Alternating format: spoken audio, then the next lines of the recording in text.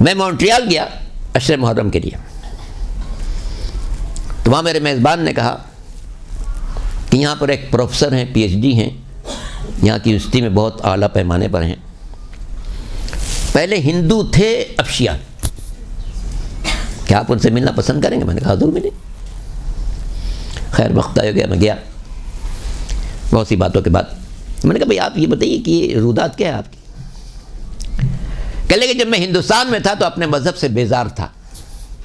کہ کیسی بات ہے کہ ہم لوگ خود بت بناتے ہیں اس کو سجا کر، بیزار تھا، مگر میں اپنی بیزاری کا اعلان نہیں کر سکتا تھا، اس سے ورنہ قتل کر دیا جاتا۔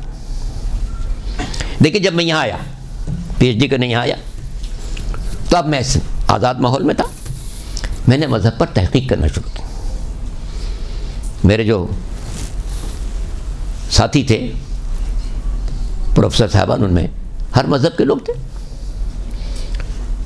تو ان میں مجوسی بھی تھے، تو پہلے انہوں نے ایک کتاب لا کے دی، میں نے کہا یہ تو ہمارے ہندو مذہب سے بالکل قریب ہے، ہم لوگ بت بنا کے پوچھتے ہیں، یہ آگ جلا کے پوچھتے ہیں، یہ تو میرے مطلب کا نہیں ہے۔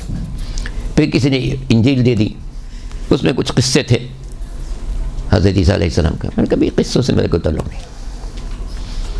پھر ایک یہودی تھا، اس نے توریت لا کے دی، توریت کو میں نے پڑھا، کچھ باتیں اچھی لگیں، مگر ایک جملے نے مجھے پریشان کر دیا، اور یہ تھا کہ اگر بنی اسرائیل کا کوئی شخص جرم کرے تو اس کی سزا ہلکی ہے، اور بنی اسرائیل کے باہر کا کوئی شخص جرم کرے تو اس کی سزا دگنی۔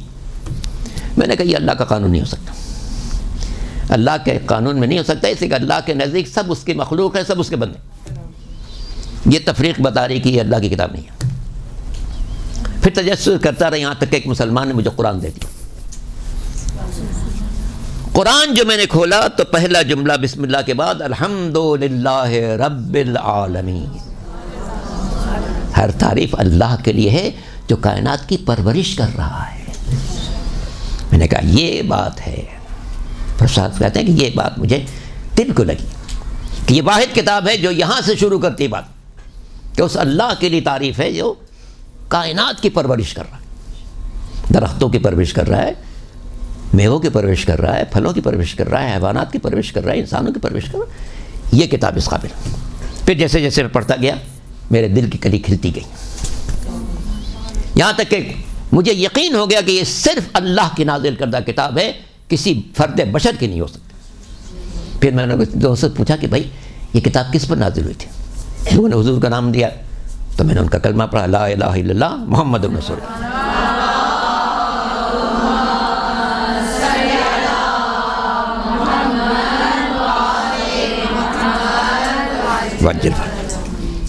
میں نے ان سے پوچھا، اب یہ حصہ آپ کے خاص کام کا ہے، میں نے ان سے پوچھا یہ تو ٹھیک ہے کہ آپ دائرہ اسلام میں آ گئے، مگر آل محمد کے دروازے تک کیسے پہنچے؟ آل محمد کے دروازے کیسے پہنچے؟ کہنے اسی قرآن نے پہنچایا۔ اچھا قرآن نے پہنچایا کیسے؟ کہنے 2 آیتوں نے پہنچا دیا۔ ایک سورہ توبہ کی آیت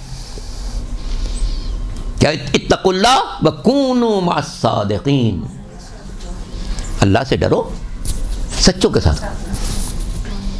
میں نے کہا یقیناً یہ پیغام بہت برحق ہے کہ انسان کو صرف اللہ سے ڈرنا چاہیے، کسی اور سے ڈرنے کی کوئی ضرورت نہیں ہے، اور سچوں کے ساتھ رہنا چاہیے، ایسے سچے جو گفتار میں سچے، رفتار میں سچے، سیرت میں سچے، کردار میں سچے، زندگی میں سچے، بندگی میں سچے، اللہ کے ساتھ سچے، بندوں کے ساتھ سچے۔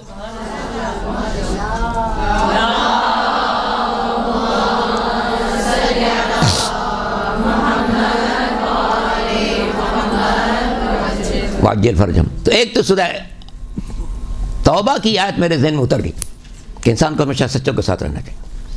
اب میں نے جستجو کی کہ کائنات کے سب سے بڑے سچے کون ہیں، تاکہ میں انہی کے فالو کروں۔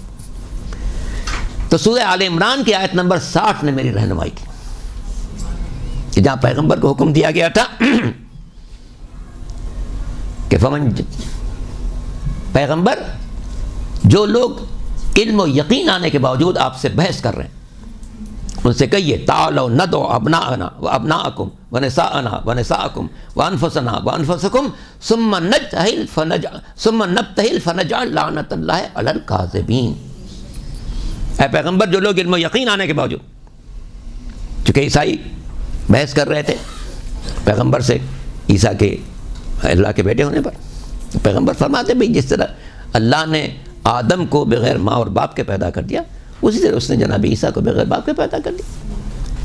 نہ آدم بغیر ماں اور باپ کے پیدا ہونے کی وجہ سے اللہ کے بیٹے ہیں، نہ عیسیٰ بغیر باپ کے پیدا ہونے سے اللہ کے بیٹے ہو سکتے ہیں. وہ بھی اللہ کے بندے اور اللہ کے نبی، یہ بھی اللہ کے بندے اور اللہ کے نبی، لیکن وہ لوگ بات نہیں مان رہے تھے. تو آخر میں طے ہوا تھا کہ اب ان سے مباھلہ ہوگا. مباھلے میں یہ اپنے بیٹوں کو لائیں، ہم اپنے بیٹوں کو لائیں، ہم اپنے نفسوں کو لائیں، وہ اپنے نفسوں کو لائیں، ہم اپنی عورتوں کو لائیں، وہ اپنی عورتوں کو لائیں. آخری جملہ جو ہے فنجعل لعنت اللہ علی الکاذبین، لائیں اپنے لوگوں کو تاکہ جھوٹوں پر لعنت کریں.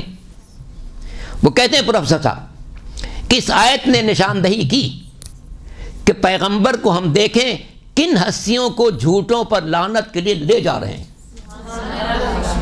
کہتے ہیں کہ واقعہ یہ 9 ہجری کا ہے. 9 ہجری تک مسلمان 1 لاکھ سے زیادہ ہو چکے تھے. وہ کہتے ہیں کہ ہمیں تلاش کرنا تھا کہ پیغمبر جھوٹوں پر لعنت کے لیے کن لوگوں کو لے گئے تاکہ یہ واضح ہو جائے کہ کائنات کے سب سے سچے وہی ہو سکتے ہیں جنہیں اللہ کا رسول جھوٹوں پر لعنت کے لیے لے جا رہا.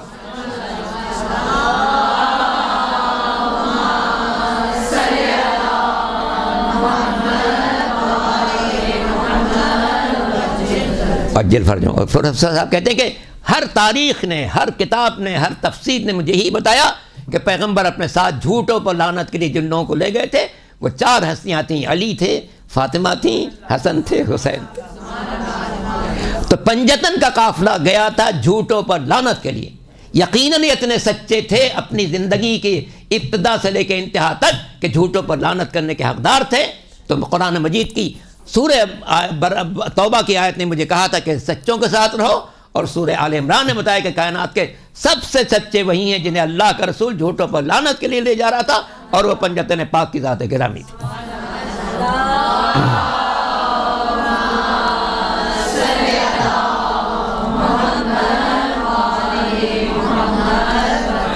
واجل فرم. تو قرآن میں سب چیز موجود ہے.